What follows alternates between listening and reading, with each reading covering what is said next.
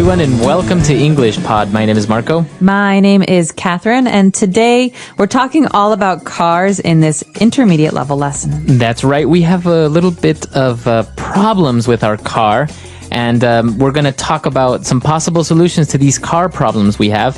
So why don't we just listen to the dialogue today? We have no words on vocabulary preview, so let's jump right into the dialogue and listen for the first time.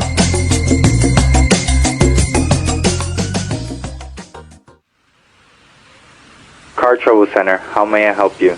My car won't start. Stupid old car. Hold on. Before you kick your car, let's go through some possible problems. Fine. Okay, first of all, can you turn the key in the ignition? Yeah, I'm here with my friend, and he thinks it may be the spark plug or the starter motor. Those are possible problems, but tell me, when you turn the key, do you hear the starter motor crank? Yeah, it sounds like it usually does when I start the car, but nothing else happens. The engine won't start. Should I maybe press the accelerator? No. If you step on the accelerator pedal, you can flood the carburetor and your car will never start. So what do you think it is? I know this may seem like a silly question, but does your car have gasoline? Yeah. Right. I got the car started. Thanks for your help. I told you to fill the tank.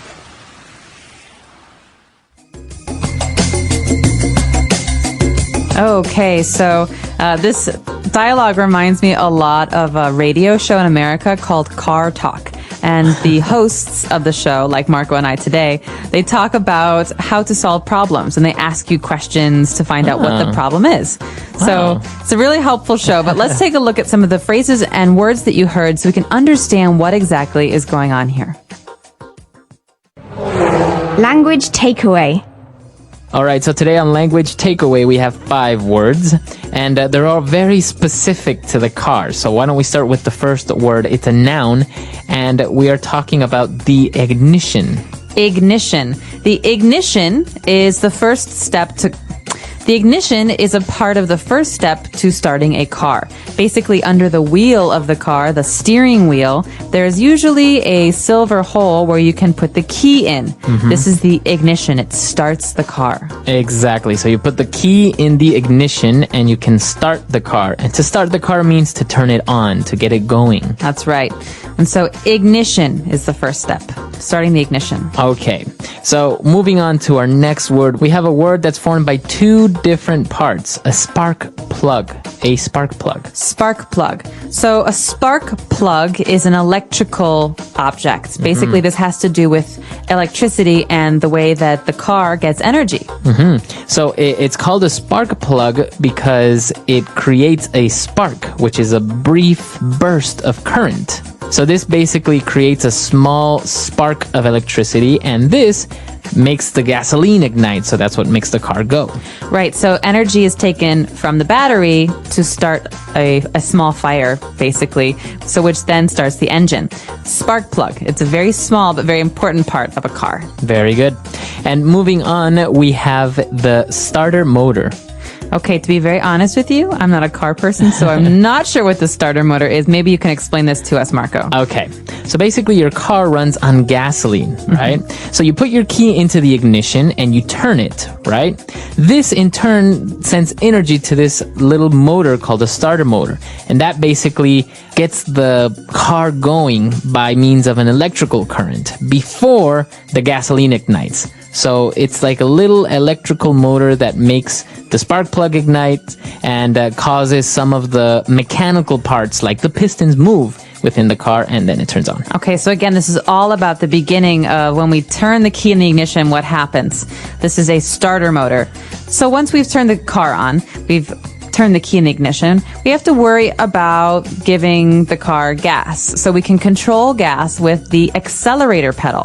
So by saying you want to give the car gas is you want to give it more energy, more power, or less energy, right? Right. So if I want to go very fast, I push my foot down on the accelerator, and the further down it goes, the faster I move. Exactly. So that's the accelerator. Now, the opposite of making the car go would make the car stop. stop, and those are called Brakes. brakes. So Okay. on the left, we have a brake pedal, and on the right, we have an accelerator pedal. Very good.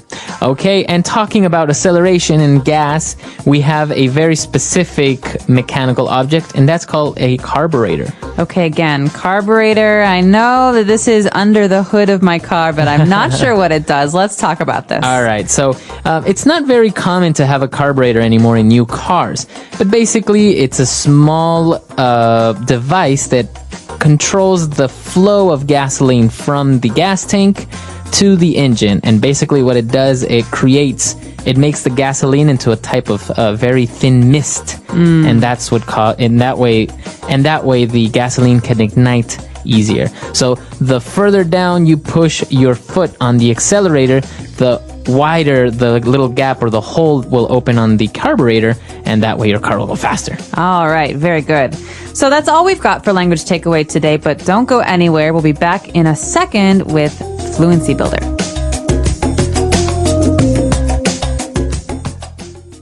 Car Trouble Center, how may I help you? My car won't start. Stupid old car. Hold on.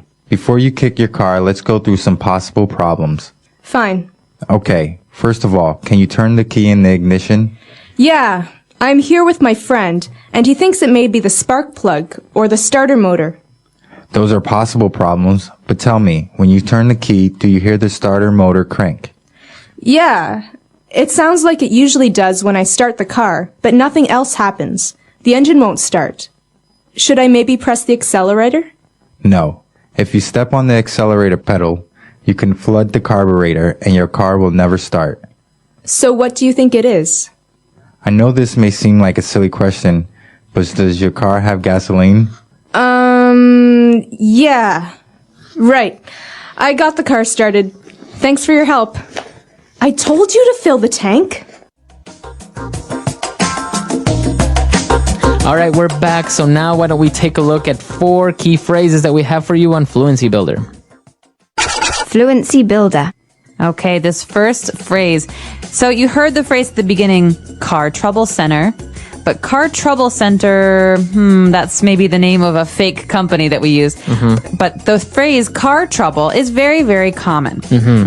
So if you say, I'm having car trouble or I had some car trouble, what does that mean? That means my car broke. Okay. So But you don't say my car broke. This is one thing that can't break because normally you say I'm having trouble or I'm having car trouble because a part of my car is not working. Okay. So instead of saying I'm having problems with my car or my car broke, you just say I had car trouble or I'm having car trouble. That's right. So this is a really good excuse for coming to work late. You can say, oh, I'm so sorry. I was having car trouble this morning. Right. So any type of problems with your car can be considered car trouble. Flat tire, no battery, etc. Etc. Yes. Okay. Now moving on, we have a very interesting verb here. We heard when the guy was talking about the starter motor, he said, do you hear the starter motor crank? Okay, to crank. So this is a very interesting verb. It can also be a noun. It's a sound. Okay, but it's also a movement. So when something turns around in a circle, dunk, dunk, dunk, maybe you think of a metal wheel, dunk, dunk, that's a crank. So sometimes we talk about those old cars, 1910s, 1920s, the first Ford cars. You had to crank them in the front. You had to actually turn with your hand a wheel to make the car start. Right. So this is a crank. Exactly. You can hear this in your car. Maybe if your car doesn't have gasoline, you hear the tick, tick, tick, tick, tick, tick, tick. That's the starter motor cranking. So it's going around in circles, trying to create energy. Exactly. And now when the guy was talking about the accelerator and he was talking about the carburetor, he said, no, don't step on that pedal because you can flood the carburetor. So to flood. Okay. To flood. This is a verb. Maybe you've heard the word flood before as a noun, but this means to fill something with liquid, with gasoline, with water, with milk. So to flood something is to fill it up with a liquid. Okay, very good. So you can flood a dam, for example, right? That's right. Okay. Or in this case, you can flood a carburetor, which means it won't work because it's all wet. Okay, very good. And the last phrase that we have very handy when you're talking about cars is to fill the tank. Okay, this is always a problem at my house because I hate to fill the tank. Really? And so, yeah, whenever my car's in the driveway and someone in my family asks if they can borrow it, I say, yeah, sure. And then obviously an hour later they come back and say, why don't you ever fill the tank? It's empty. You have no gas. And I say, well, I hate to fill the car with gas. And so I always have an empty tank. So I never fill the tank. Okay, so that's what it means. To fill the tank is to have it full of gasoline. Right, to put gasoline into your gasoline tank. Okay, very good. Why don't we go back and listen to the dialogue for the last time, and we'll be back to talk a little bit more.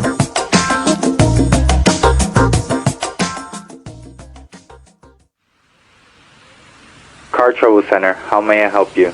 My car won't start. Stupid old car. Hold on. Before you kick your car, let's go through some possible problems. Fine. Okay, first of all, can you turn the key in the ignition? Yeah, I'm here with my friend, and he thinks it may be the spark plug or the starter motor. Those are possible problems, but tell me, when you turn the key, do you hear the starter motor crank? Yeah, it sounds like it usually does when I start the car, but nothing else happens. The engine won't start. Should I maybe press the accelerator? No. If you step on the accelerator pedal, you can flood the carburetor and your car will never start. So what do you think it is? I know this may seem like a silly question, but does your car have gasoline? Yeah. Right. I got the car started. Thanks for your help. I told you to fill the tank.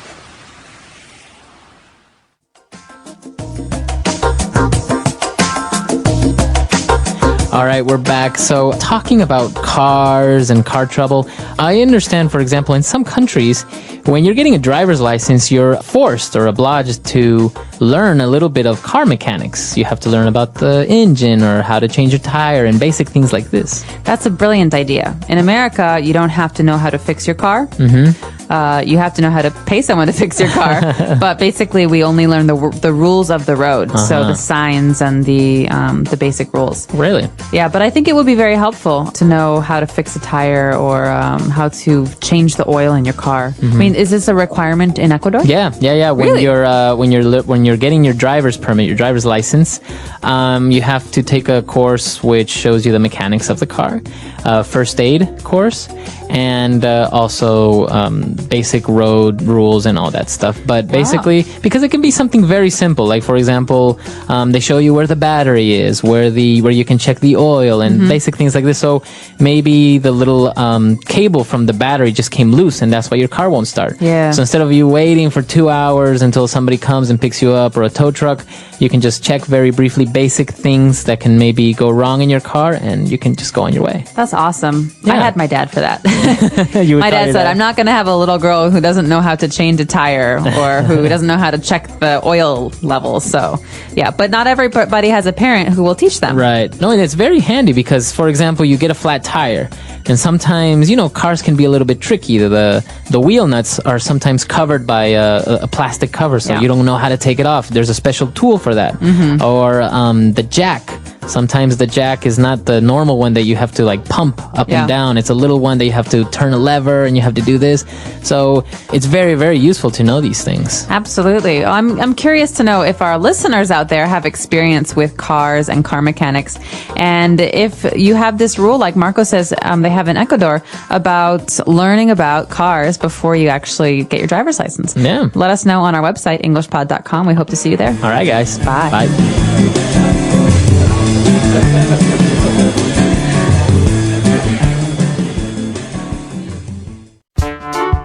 The English Pod Audio Review. Listen to the meaning, then say the vocabulary word. Look at something in a careful way. Go through. A device to start up the car. Ignition. Electrical device that ignites the gas by electric. Spark plug. An electric motor for starting an engine. Starter motor. To start an engine, motor, etc. Crank. The device which helps cars get running. Engine. A pedal that controls the throttle valve. Accelerator. Mixes air with gasoline vapor prior to explosion. Carburetor.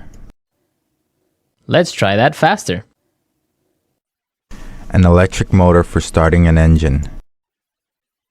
Starter motor. A pedal that controls the throttle valve. Accelerator. Look at something in a careful way. Go through. A device to start up the car. Ignition. To start an engine, motor, etc. Crank. Electrical device that ignites the gas by electric. Spark plug. The device which helps cars get running. Engine. Mixes air with gasoline vapor prior to explosion. Carburetor. Now say the word and hear it in a sentence. Ignition.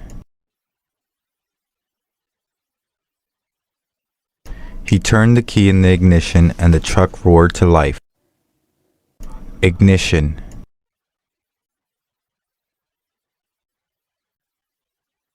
His new car has a keyless ignition system. Ignition.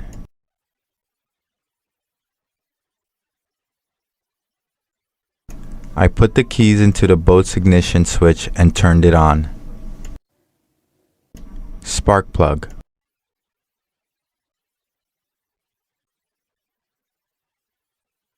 The mechanic took a look at my car and said that the spark plug needed to be replaced. Spark plug.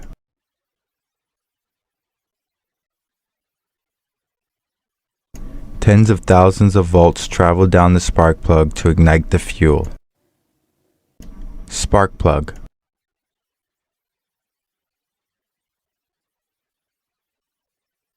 I checked everything, including the spark plug, and there doesn't seem to be anything wrong with your car. Starter motor. The motor turned the crank, which started the machine. Starter motor. The starter motor in my car is defective. Starter motor.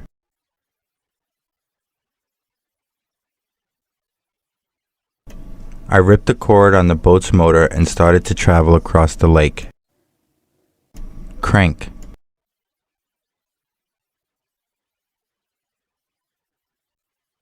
In the olden days, people had to manually crank the engine for the car to start. Crank. Nowadays, a motor cranks the engine in order to start the car. Crank. This time, the starter motor finally cranked when I turned the key.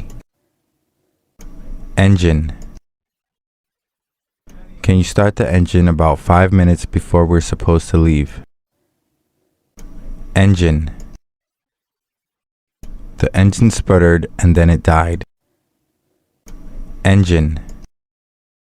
I can hear my engine straining in its old age.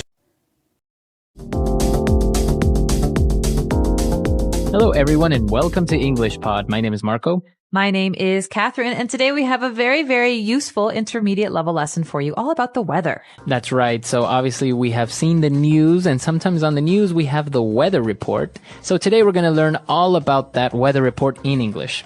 So let's check out today's dialogue, and we'll be back in a moment to talk about the words and phrases that those weather forecasters used.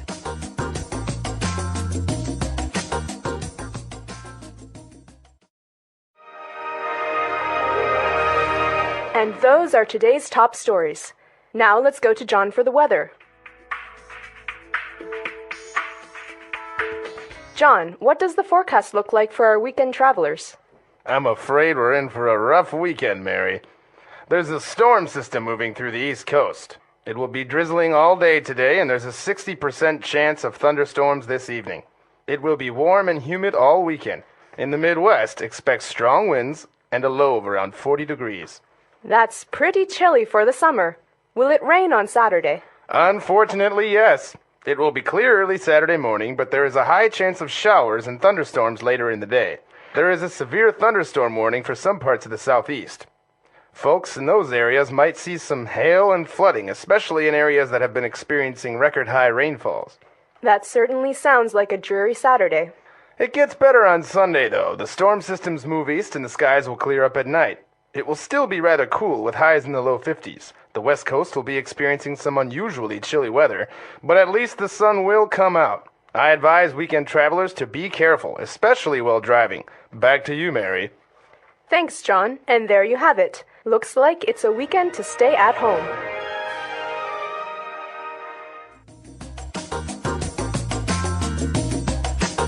All right, we're back. So apparently they're not going to have great weather this weekend, and they actually started with an interesting word.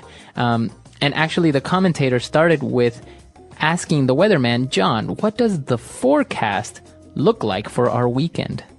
Okay, so the word here, forecast, is very, very important because it describes this part of the newscast.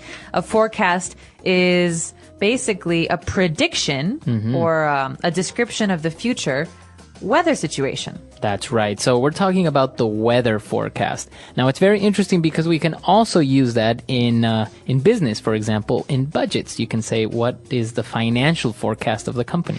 All right. So you can't know what will happen, but you can predict it. And that's what a forecast is. That's right. So we're talking about the weather forecast. And the weatherman said that, well, there are some storms coming and it will be drizzling all day.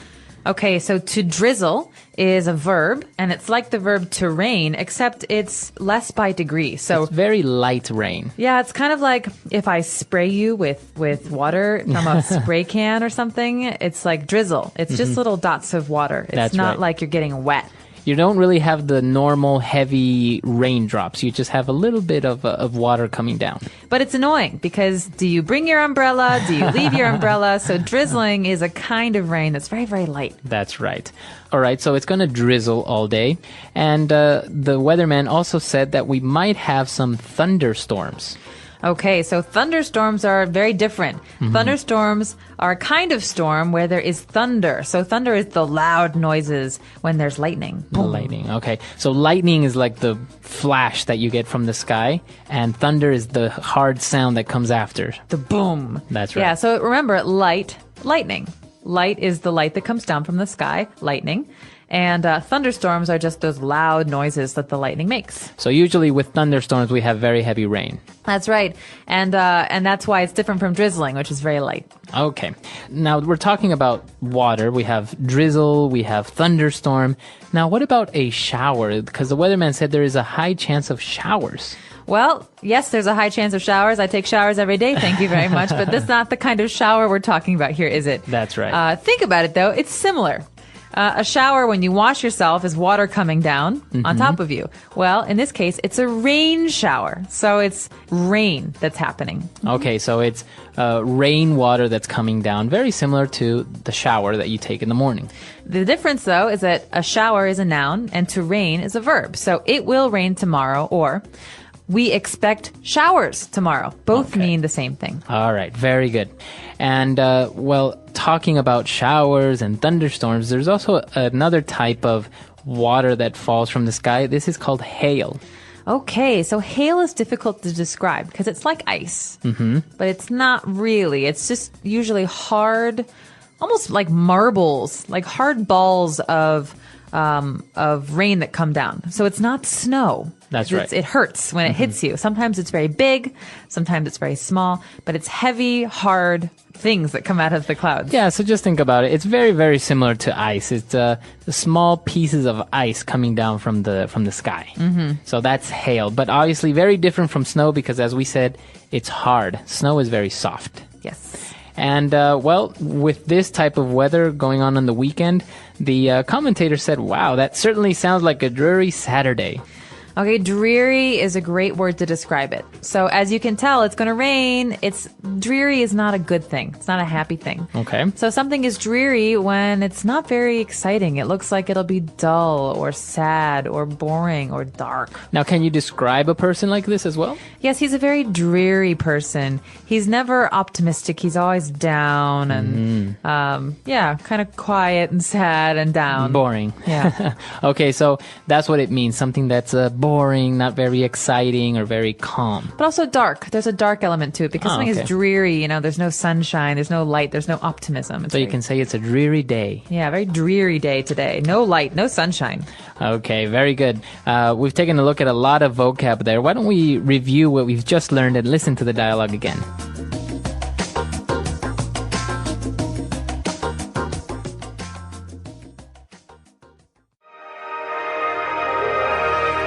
And those are today's top stories. Now let's go to John for the weather. John, what does the forecast look like for our weekend travelers? I'm afraid we're in for a rough weekend, Mary. There's a storm system moving through the East Coast. It will be drizzling all day today, and there's a 60% chance of thunderstorms this evening. It will be warm and humid all weekend. In the Midwest, expect strong winds and a low of around 40 degrees. That's pretty chilly for the summer. Will it rain on Saturday? Unfortunately, yes. It will be clear early Saturday morning, but there is a high chance of showers and thunderstorms later in the day. There is a severe thunderstorm warning for some parts of the southeast. Folks in those areas might see some hail and flooding, especially in areas that have been experiencing record-high rainfalls. That certainly sounds like a dreary Saturday. It gets better on Sunday, though. The storm systems move east and the skies will clear up at night. It will still be rather cool with highs in the low 50s. The west coast will be experiencing some unusually chilly weather, but at least the sun will come out. I advise weekend travelers to be careful, especially while driving. Back to you, Mary. Thanks, John. And there you have it. Looks like it's a weekend to stay at home.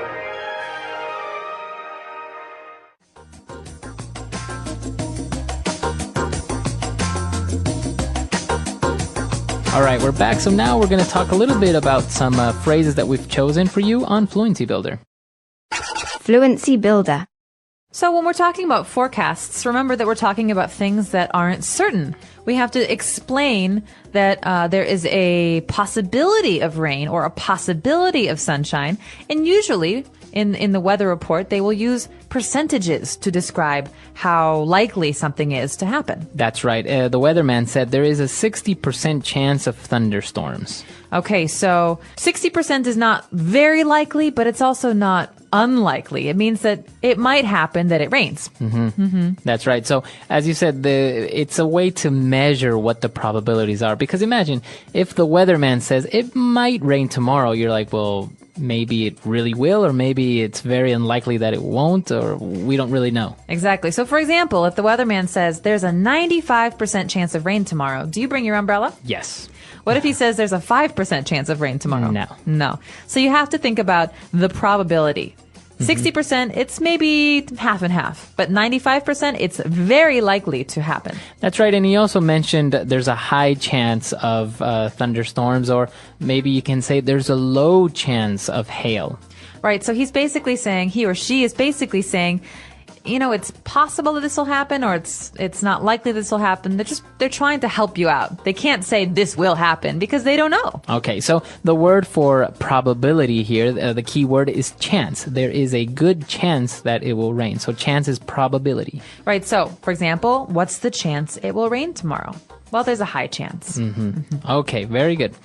Okay, and now when we talk about the degrees or the how warm or cold it is, so we express it in Fahrenheit in some countries, or in other countries in centigrade. Here we talk about 40 degrees Fahrenheit. But the weatherman also says highs and lows. There's a low of around 40 degrees. What does he mean, a low? This is a really important part of the forecast, because you need to know, will you have to bring a coat tomorrow? Is it going to be hot or cold? And so you think about a day, usually during the day at noon or 1 o'clock in the afternoon, it's the hottest. But at night, it's the coldest. And so the low refers to the lowest temperature, and the high refers to the highest temperature. So, for example, in the fall, maybe the highs are 60 degrees. but the lows are 40, so you should bring a coat. Okay. Means at night it'll be 40, and during the day it'll be 60. Okay, so we're talking about the highs are the highest temperatures or the highest number that we'll get, and the lows is the lowest. So the weatherman will commonly say, tomorrow we'll experience a high of 32 degrees and a low of 25. Right. So it's very easy to understand that the temperature during the day will be between these two numbers. Right. Very good. Okay. And for our last phrase, the weatherman also said that there is a severe thunderstorm warning for some parts of the southeast. All right. So, Marco, this is a really key phrase because it is it's telling people about potential danger. You know, a thunderstorm can be very dangerous, so you want to stay inside.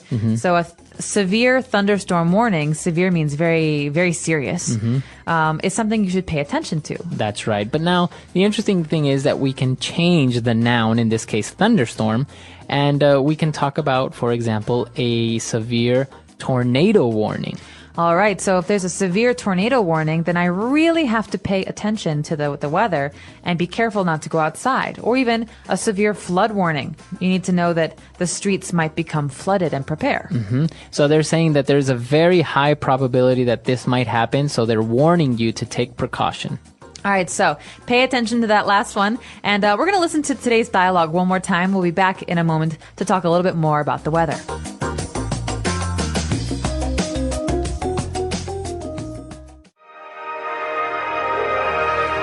And those are today's top stories. Now let's go to John for the weather. John, what does the forecast look like for our weekend travelers? I'm afraid we're in for a rough weekend, Mary.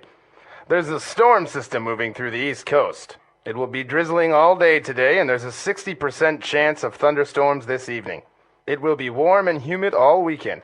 In the Midwest, expect strong winds and a low of around 40 degrees. That's pretty chilly for the summer. Will it rain on Saturday? Unfortunately, yes. It will be clear early Saturday morning, but there is a high chance of showers and thunderstorms later in the day. There is a severe thunderstorm warning for some parts of the southeast. Folks in those areas might see some hail and flooding, especially in areas that have been experiencing record-high rainfalls. That certainly sounds like a dreary Saturday. It gets better on Sunday, though. The storm systems move east and the skies will clear up at night. It will still be rather cool with highs in the low 50s. The west coast will be experiencing some unusually chilly weather, but at least the sun will come out. I advise weekend travelers to be careful, especially while driving. Back to you, Mary. Thanks, John. And there you have it. Looks like it's a weekend to stay at home.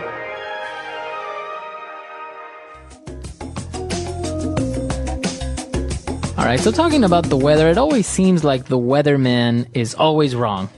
Always. It's like the opposite of what should happen. That's right. But you can't blame them because all they have is a computer and some sensors, and they have to guess about the weather and help people figure out what to do. Have you ever experienced anything severe like a hard thunderstorm or maybe a tornado or something like this? I have, actually, because I'm from Chicago, and in America, the middle of the country is called the tornado belt. That means it's a piece of land where tornadoes are very common. And so in the fall and in the spring, we often have tornadoes, and I've been in a couple tornadoes myself. Oh, wow. Have you seen them? Yes. Is it amazing to see? They're very scary. You're always running inside and locking yourself in the basement. It's very important to protect yourself in a tornado because it's very dangerous around the area of the tornado because the wind is so strong that trucks and cars and telephone poles and big heavy objects can fly through the air and hurt people, and that's right. how most of the damage happens. Okay, so this is interesting because a tornado is also considered a natural disaster. Yes, it is. But it's a weather phenomenon, whereas earthquakes are a natural disaster, but it's not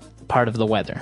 No, yeah, you're right. It's not something that it sweeps in and it leaves. Like a flood, for example, all of the rain will come down and it will create a flood. An earthquake is a natural disaster that's not weather related. That's right. Okay, interesting thing. So maybe some of our listeners that live in a very cold area have experienced a heavy snowstorm. Like a blizzard. Like a blizzard. Or maybe people in a tropical area have experienced a hurricane. So let us know if you've ever been in one of these weather-related phenomenons. The English Pod Audio Review. Listen to the meaning, then say the vocabulary word. Scared. Afraid. A light fall of rain. Drizzle. Fall of rain accompanied by lightning and thunder. Thunderstorm. Probability. Chance. Rain that is frozen into chunks of ice. Hail. Let's try that faster. Rain that is frozen into chunks of ice. Hail. Probability. Chance. A light fall of rain. Drizzle. Scared. Afraid. Fall of rain accompanied by lightning and thunder. Thunderstorm. Now say the word and hear it in a sentence. Afraid.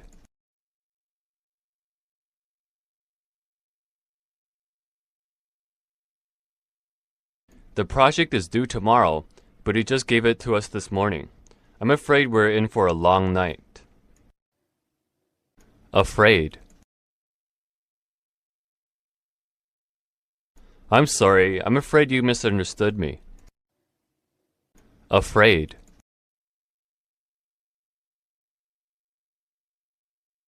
I'm afraid that I can't make it tonight. I've made other plans. Drizzle.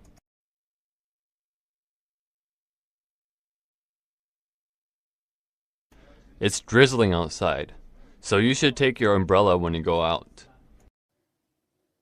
Drizzle. It's not raining hard, just a light drizzle. Drizzle. I like to drizzle some maple syrup on my pancakes. Thunderstorm.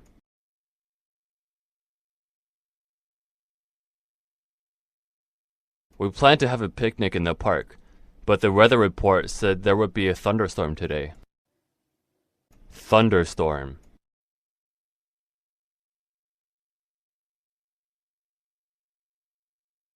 My little sister is terrified of lightning. She always cries during the thunderstorms. Thunderstorm. It's dangerous to go out with an umbrella during the thunderstorm. Hail.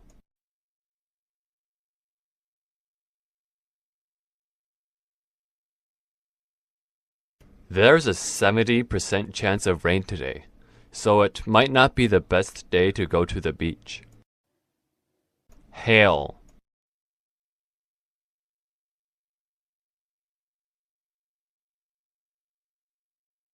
You have a high chance of getting the job. The boss seems to like you. Hail.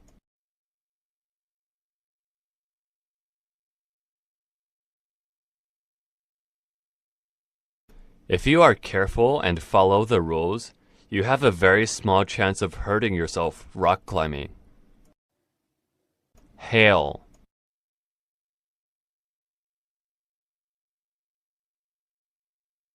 There is a chance that it will hail today, so we should stay inside. Hail.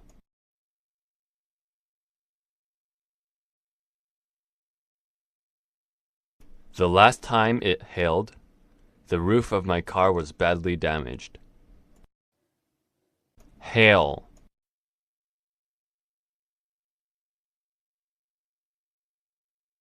It's hailing really badly outside.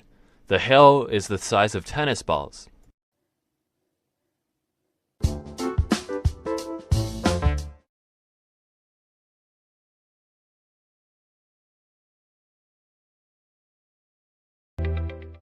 I'm Tom, and I'm happy you're here. In this episode, I speak slowly. I use clear, simple words. And I repeat ideas so you can shadow my voice, practice your speaking, and build your confidence step by step. Today, we will talk about how to describe your day in English. Not just short sentences, but full ideas. What do you do in the morning? What happens in your afternoon? What is your evening routine like? By the end of this episode, you will be able to talk about your day in English using clear and natural sentences. Let's begin. Why is it important to practice talking about your day in English? It's important because your day is real. It's something that happens to you every day. You know it well. You don't need to search for words or ideas. You don't need to talk about history, science, or politics. You just need to talk about your life. You can say what time you wake up, what you eat for breakfast. You can say if you go to work or stay at home. You can say how you feel, tired, busy, happy, or relaxed. And here's the best part. When you describe your own day, you're practicing real English, useful English, English that you can use with other people in real life. You don't need to be perfect. You just need to try. When you talk about your day, you begin to think in English. You begin to speak more naturally. You use simple, complete sentences. You stop translating in your head. And you feel more confident when speaking. Let's take an example. Imagine you are meeting someone new. They ask, "What did you do today?" What did you do today? If you've practiced talking about your day before, you can answer. You can say, "I woke up at 7. I went to work. I had coffee and answered emails. In the evening, I made dinner and watched TV." Now, that's a full conversation. That's real communication. And that is your goal.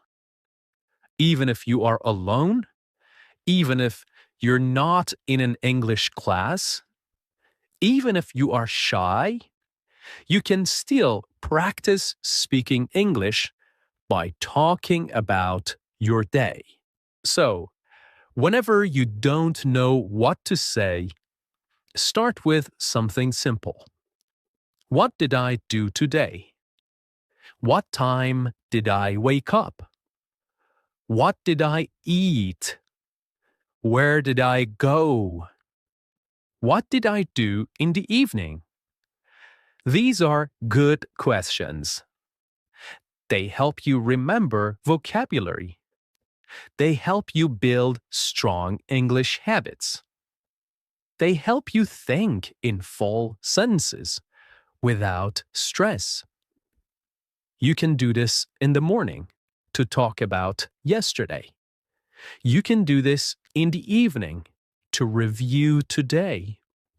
You can even record yourself and listen back. The key is to keep it simple. Use the English you know. Don't worry about mistakes. Just speak. And the more you practice, the easier it becomes. One sentence today, 2 sentences tomorrow, a whole story next week. So today, let's build that skill together, step by step, word by word, one real sentence at a time.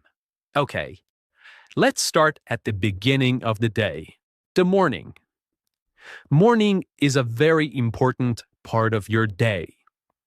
It sets the mood. It gives you energy. And it's a perfect time to speak and think in English, even for a few minutes. Now, let's practice some simple morning sentences together. Repeat each one slowly, just like shadowing. Let's go. I usually wake up at 7 o'clock. Now you repeat. Sometimes I wake up earlier, around 6:30, when I have a lot to do. Now you repeat. If I sleep late, I feel tired the next morning. I stay in bed for a few minutes and think about my day.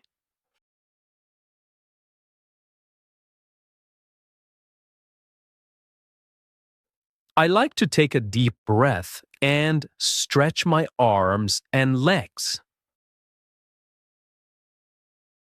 Then I sit up slowly and get out of bed. I walk to the bathroom and brush my teeth. I brush slowly and carefully for 2 minutes. Then I wash my face with cold water. It helps me feel awake. Sometimes I take a quick shower, especially if I feel sleepy. When I shower, I like to play soft music or listen to English audio. After my shower, I dry off and put on my clothes.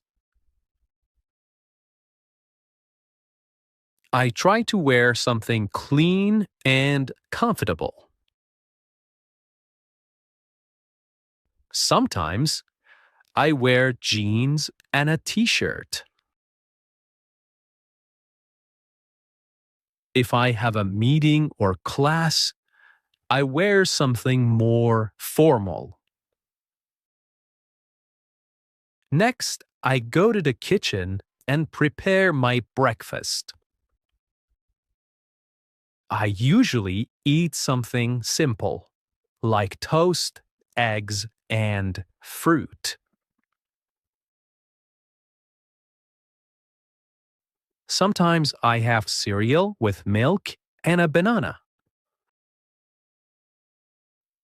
If I have more time, I make an omelette or oatmeal. I like to eat slowly so I can enjoy my food.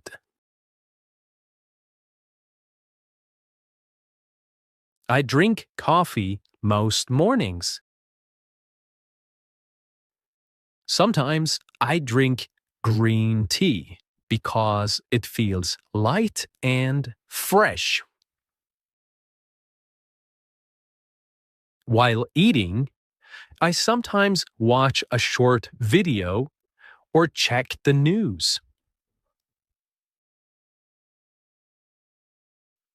Other days, I just enjoy the quiet and listen to birds outside. Before I leave the house, I check my phone. I look at the time and read my messages. I check my calendar to see if I have any meetings or appointments. I pack my bag with everything I need: my phone, notebook, keys, and water bottle.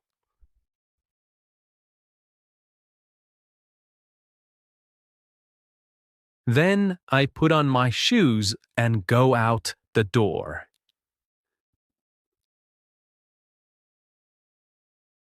Okay, let's shadow a story. my morning routine. In this part, I will tell you a short story about my morning. You can listen, then shadow each sentence.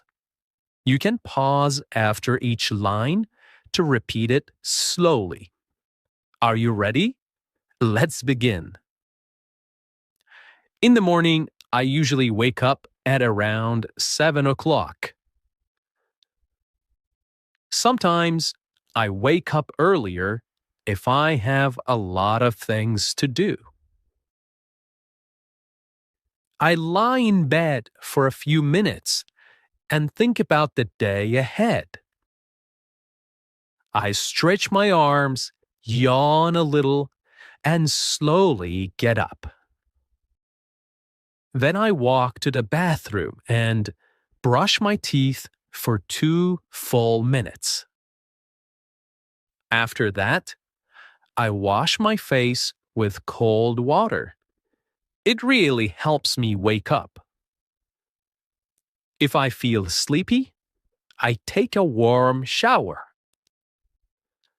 I often listen to relaxing music while I shower.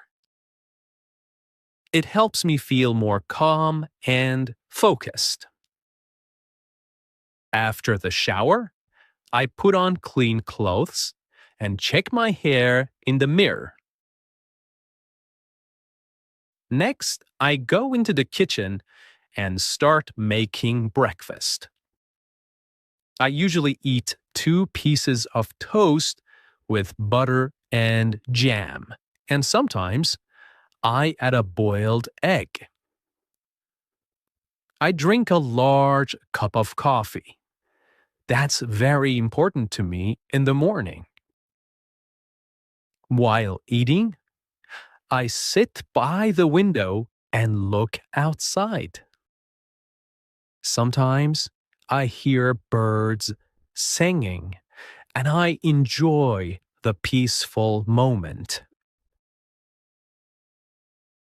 Before I leave the house, I check my phone. I look at the time, my to-do list, and my schedule for the day. Then I prepare my bag. I make sure I have everything: my phone, my wallet, my notebook, and sometimes a snack. Finally, I put on my jacket and shoes, open the door, and step outside to begin my day. Okay, let's say a few final practice sentences together. Again, you can repeat right after me. Every morning is a little different, but I try to follow a good routine. When I start my day with English, I feel more focused. I'm proud of my progress, and I will keep going. Now let's move to the afternoon, the middle part of the day. Many people are busy in the afternoon. Some people go to work, some go to school, some stay home and take care of the house or family. Whatever you do, the afternoon is a good time to use English. Even if you're busy, you can still listen. You can still repeat. You can still practice, even for just 5 or 10 minutes. Let's learn some common sentences together. Try to repeat after me, slowly and clearly. After lunch, I go back to work. Sometimes I feel a little sleepy after I eat. I check my emails and answer the important ones first. I often read messages from coworkers or classmates. I usually have 1 or 2 meetings in the afternoon. Sometimes I meet with a client or my manager to talk about tasks. If I work from home, I sit at my desk and open my laptop. I type reports or prepare presentations. I also look at my calendar to see what I need to do next. I like to keep my desk clean and organized. It helps me think clearly. I usually take a short break around 3 o'clock. I make a cup of tea or drink some water. Sometimes I eat a small snack, like fruit or a biscuit. If I have time, I go for a short walk to get fresh air. Even 10 minutes outside helps me feel better. If the weather is nice, I walk around the block or sit in the sun. When I have free time in the afternoon, I study English. Sometimes I listen to a podcast while I take a walk.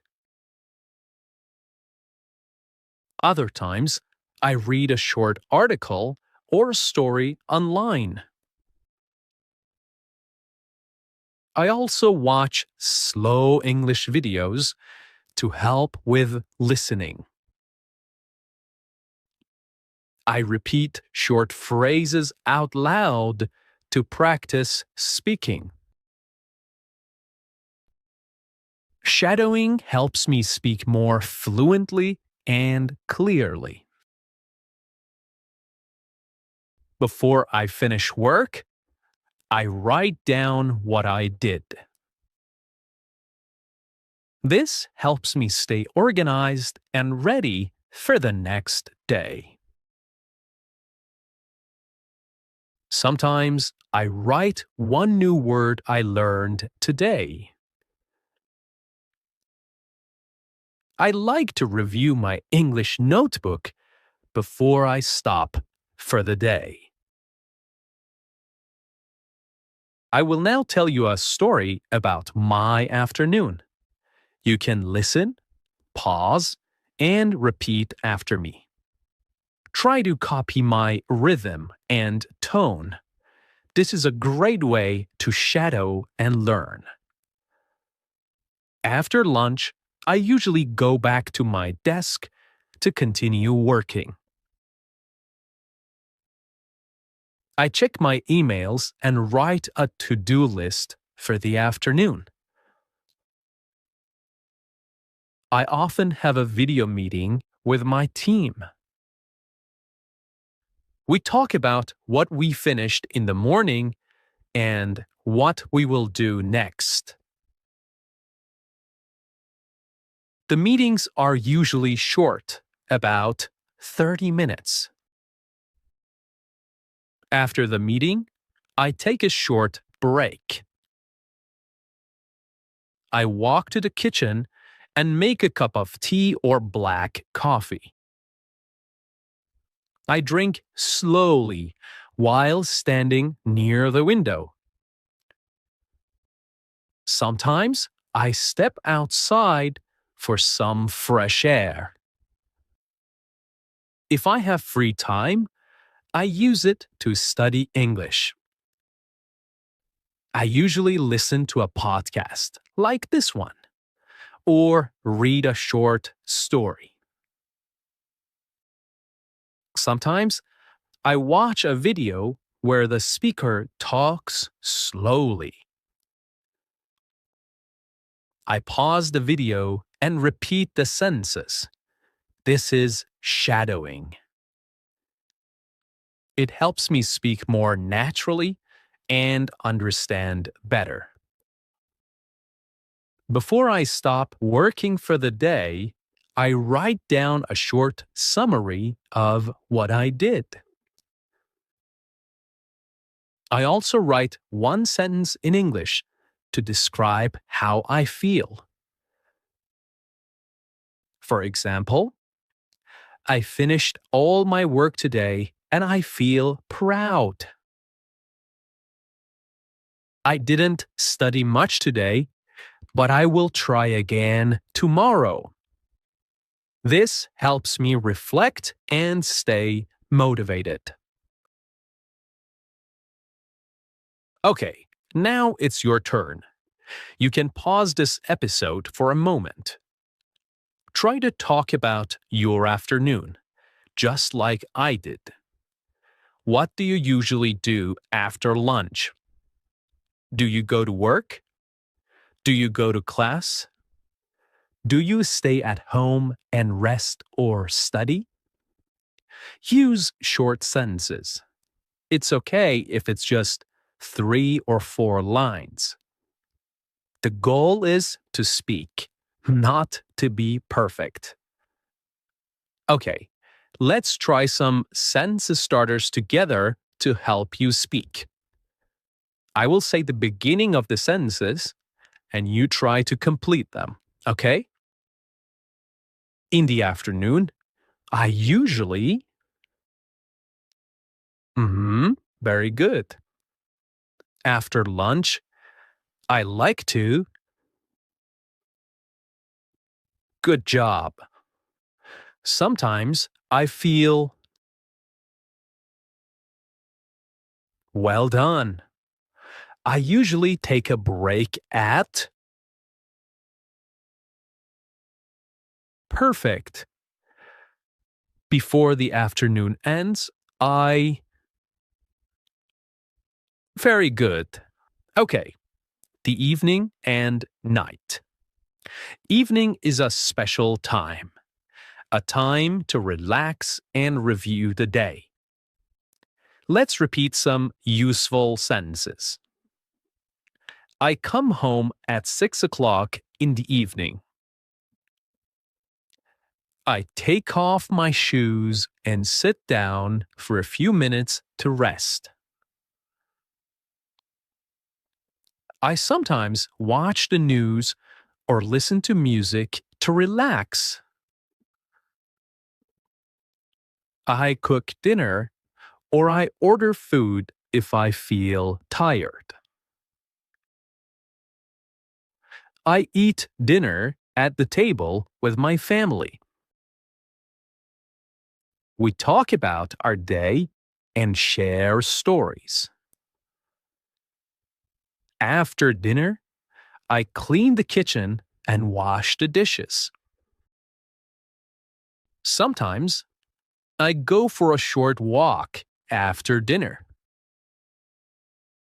Before bed, I read a book or listen to calming music.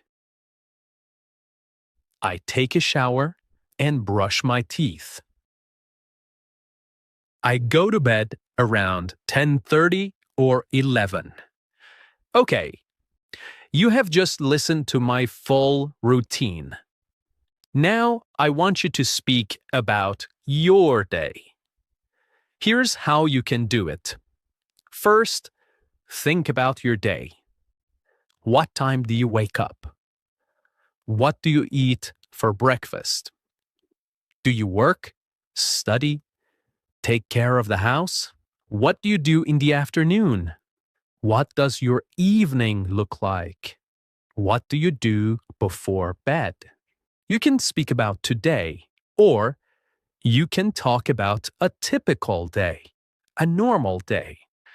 Great work today. You listened to a full diary routine. You practiced new vocabulary. You repeated full sentences. And most importantly, you tried to speak in English. This is real progress. You're not just studying English. You are using English. You are living in English, one sentence at a time. Keep building your confidence. Keep practicing your daily routine until it feels easy. Now, come back to this episode often. Listen again, shadow again, and each time add more to your story.